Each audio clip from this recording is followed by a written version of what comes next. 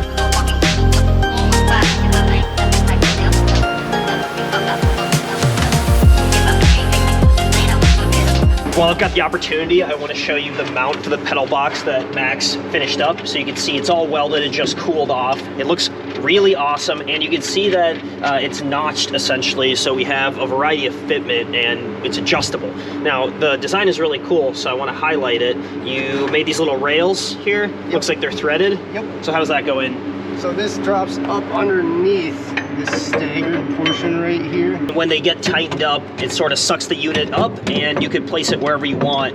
How many inches of play would you say it has front to back? It can range about 2 inches with the setup it has now, but if you drop these front bolts out, you could shift all the way up to about 4 inches closer to you, and that's not even messing with the adjustment in the pedals themselves. So that gives us a ton of adjustability, super important for how large the driver is in such a small car. We've said that many times before, but that is a major focus of what we're doing right here and what's going on. Some time later. I just made it over to Brian's house. You guys might remember him from the very first episode in this series. He kind of introduced the build to us and talked about his passion for the project. And then I came through his shop and did a little bit of a tour. If you guys haven't seen that, I'll put a link up in the description so you can check it out. But otherwise, we've got those boxes that I was talking about earlier. Brian, do you know what's in here? Roughly, yeah, I do. It's suspension parts and engine parts. And in general, you're not gonna really see these parts anywhere. This is what makes this build so interesting, is you have to import a lot of this from overseas. You can't just head down to the auto store or even to eBay and grab some of this stuff. There's a lot of special stuff in here. What do you say we unbox it, see what's in? Yeah, let's do it.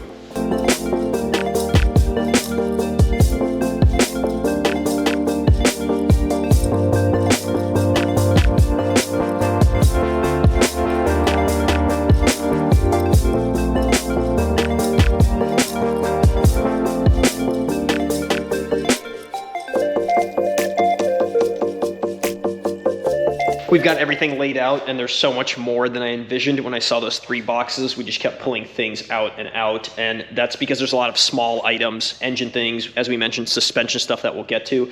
But Brian, do you want to point out some of the things here that are kind of interesting that are going to go into the engine? Well, yeah, there's a lot of, these are the engine mounts, and these are new old stock, which is kind of cool to be able to see this. These are valve spring seats, and this will require some machining of the heads to accommodate these new valve springs. It gives you an idea of how deep these engineers went in redesigning these cars. Even though you had a homologation vehicle that you could go racing with, there was quite a lot done. I think a great example of that is these. Do you want to describe what you told me? Yeah, so these actually, well, there'll be some machining of the block to accommodate these, but these are oil squirters. So they'll essentially sit right underneath the bore of each one of the cylinders and squirt oil up into the bottom of the pistons to provide lubrication and cooling. You're taking really 100, conservatively 160 horsepower engine, and you're bringing it up to 300, 350 horsepower. So that's doubling and then some of the horsepower out of this engine.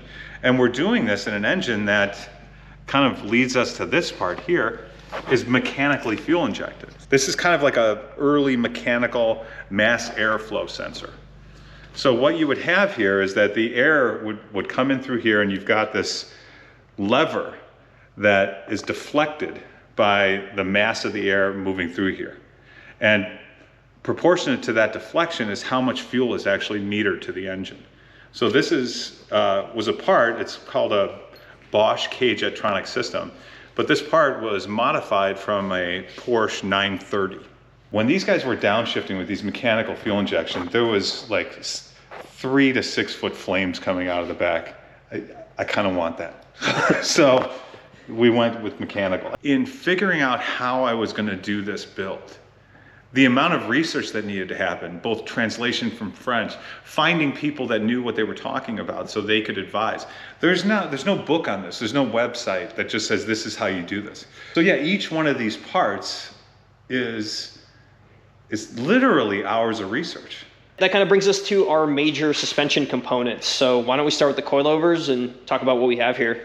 Yeah, so we have the rear and the front coilovers. These front ones are actually, they're not fully complete. There'll be another spring that goes on here to provide a little bit more of a progressive rate on these. We've got the control arms here. This is a part that wasn't on the stock car at all, and this is a mount for the transmission and engine, an extra mount. This is the lower rear control arms. And here, you're actually able to change the toe of it, unlike the stock, which is here. So this is a comparison. They would alter the toe with the stock using shims. And here's the upper control arms. And here is the Tour de Course version and the stock stamped steel. So much more heavy duty. You can see it's braced right here, some heim joints and some more flexibility. And longer. And longer, yeah. So there's the Tour de Course hub, the new one. And here is the stock. I mean, look at the profile. It's so much more beefed up in there.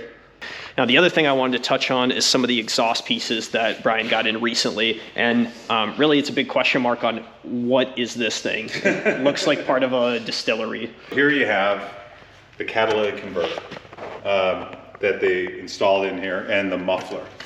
So now we're building this as a race car. We're building this as a performance car, and we're not considering that stuff, nor do we have to. So we've got the new exhaust system. And that's the entire exhaust system.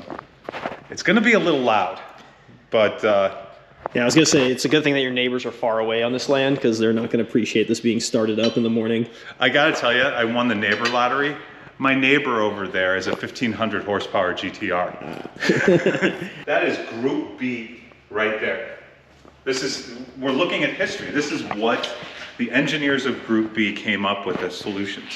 Like that is really special. I think we're all wrapped up for the day, but it was really cool getting a chance to watch Brian unbox all of this and just seeing his excitement for all these parts.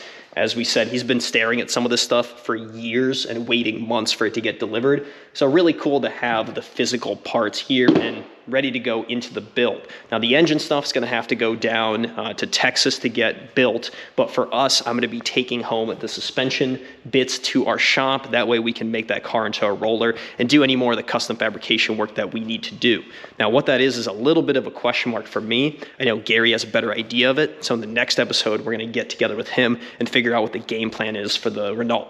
Now, before we go, I did promise one more little surprise, and that's another build that Brian's gonna be dropping off of us. It's a car that he just recently bought, and I won't go into great detail about it, but it is something that we're gonna do a video series on. So you guys can check it out, and then we'll catch you in the next episode. Please subscribe to the page, like this video. We'll see you later.